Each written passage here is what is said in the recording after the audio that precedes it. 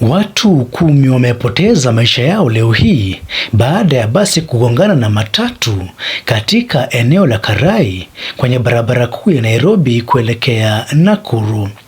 Kulingana na kamanda wa polisi wa kaunti ndogo ya Naivasha, Wilson Sigei, ajali hiyo ilitokea majira ya saa 7 usiku ikiwa ni tarehe 5 mwezi wa Januari mwaka wa 2026.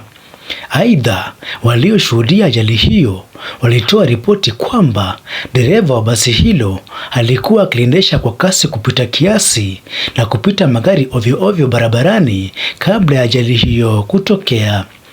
Watu 35 waliojeruhiwa ikiwemo watoto 5 walikimbizwa katika hospitali ya Naivasha ili kupokea matibabu.